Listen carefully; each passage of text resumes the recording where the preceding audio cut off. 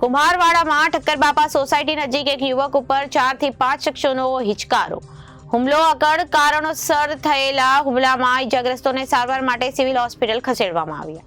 શહેરના કુંભારવાડા વિસ્તારમાં આવેલ એસબીઆઈ બેંકની પાછળ ઠક્કરબાપા સોસાયટીમાં છેલ્લા ઘણા સમયથી ચેતનભાઈ અને ગુલાબભાઈના પરિવારો વચ્ચે મનદુખ ચાલી રહ્યું છે. ગત રોજ ચેતનભાઈ તેમના ઘર નજીક પસાર થઈ રહ્યા હતા ત્યારે ગિરધરભાઈ પાડાયા તેમના 4 થી 5 સગા સંબંધીઓએ એક સંપ કરી ચેતનભાઈ ગુલાબભાઈ રાઠોડ નામના યુવક ઉપર પટ્ટા સહિતના સાધનો વડે હુમલો કર્યો હતો. હુમલામાં ઘવાયેલા ચેતનભાઈને સારવાર અર્થે ભાવનગર સિટી હોસ્પિટલ ખાતે ખસેડવામાં આવ્યા હતા.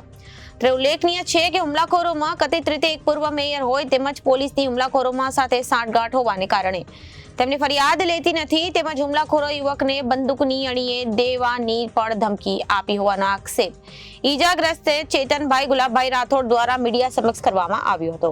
ચેતન ગુલાબભાઈ રાઠોડ. શું થયું ભાઈ? હું ઠક્કરબાપા સોસાયટીમાં રહું છું. ત્યાંથી નીકળ્યો એટલે મને ગિરધરભાઈ પડાયા, એના ફાધરનું નામ અર્જણભાઈ પડાયા, બાબુભાઈ અર્જણભાઈ પડાયા, કલ્પેશ બાબુભાઈ પડાયા, અનિલ ગિરધરભાઈ પડાયા અને મહેશ માલજીભાઈ સોલંકી મને ઢોરમાર માર્યો અને મારી નાખવાની ધમકી આપીને પોલીસવાળા મારી પર ફરિયાદ લેતા નથી. અંતે મારે 108માં દાખલ થવું પડ્યું અને મેં 100 નંબરમાં 5 રિંગ કરેલી છે, કોઈ મને જવાબ આપતા નથી. એ લોકોનું કહેવાનું એમ છે કે હું પૂર્વ મેયર હતો, બરાબર છે, પોલીસવાળા મારું કાંઈ ન કરી શકે, બરાબર. તો મારે મારી જિંદગીનું પોલીસ રક્ષણની જરૂર છે, તો મારે શું કરવું આ બાબત? મારવાનું કારણ ખોટી ફરિયાદ ને ખોટી દાદાગીરી કરે છે. મારે મારી લાઈનમાંથી નીકળવાનું નહીં. ઘર મારા સામે એક બાજુ જ છે, આમથી આમ, બરાબર. તો ત્યાંથી નીકળું એટલે મને મા બેના મું ગાળું દઈ છે અને મારા ભાઈઓને મારા કુટુંબને બધાને ત્રાસ આપે છે. કેટલા જણા હતા? 5 જણા. શું નામ? ગિરધરભાઈ અર્જણભાઈ પડાયા, બાબુભાઈ અર્જણભાઈ પડાયા, અનિલ ગિરધરભાઈ પડાયા, કલ્પેશ બાબુભાઈ પડાયા, મહેશ માલજીભાઈ સોલંકી. કઈ જગ્યા બનાવજો? ઠક્કરબાપા સોસાયટી ફજલબાગની જે ગલી રહી ને, આપણે નારી રોડ તરફ જવાની ગલી, એ ગલીએ મને ઢોરમાર મારેલો છે. ઢોરમાર મારવામાં એ લોકોના હાથમાં તલવાર હતી, છરી હતી, પટ્ટા હતા અને જાનથી મારી નાખવાની ધમકી આપીશ ને હવે તો એમ કીધું કે તને આગળથી જઈને રિવોલ્વરથી ભડાકે દેવાનું છે, એમ ફાયરિંગ કરીશું તારી. કોણ કહે છે? એ ગિરધરભાઈ ને એનું કુટુંબની આ 5 જણા. કઈ જગ્યા આવ્યું? કઈ જગ્યા society Kumbharwada circle, Thakkarbapa society, SBI બેંકની પાછળનો ભાગ. ઓકે. કોઈ જૂની અદાવત? કોઈ નહીં. એ લોકોને કોને ખબર અમારી યાર શું વેરઝેર છે કાંઈ સમજાતું નથી. લેવા દે વગરની અમારી ઉપર લેવા દે વગરની ખોટી ફરિયાદ કરે છે, એવડી પ્રૂફ વગરની.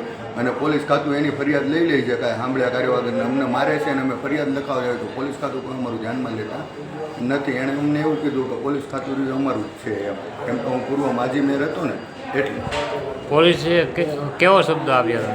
પોલીસ ફરિયાદ કરવા ગયા? 5 ફોન કર્યા, બરાબર. તો મારી માટે 4 દિવસ પહેલાં ખોટી ફરિયાદ એ લોકોએ દાખલ કરી છે, કલ્પેશ બાબુભાઈ પડાય, બરાબર છે. તો એ લોકો રહ્યા મને 4 દિવસથી મેન્ટલ ટોર્ચર કરે છે, તું હાજર થઈ જા, નામ થઈ જા અને નકર પછી તેના ઘરે ગાડીઓ મેકલશું. લેવા દે વગરના મારા ઘરે ગાડી મેકલી છે. એક તો મારા પપ્પા ગુજરી ગયા 3 મહિના છે, મારા મમ્મી રહ્યા એને ડાયાબિટીસ અને બીપી છે. આનું મરી જાય એની જવાબદારી કોણ લેશે? હું મારું પરિવારની પાસે.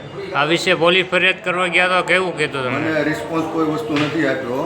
મને એવું કીધું કે મને કે તારે પહેલાં હાજર થઈ જાઉં પછી તારી ફરિયાદ એમ.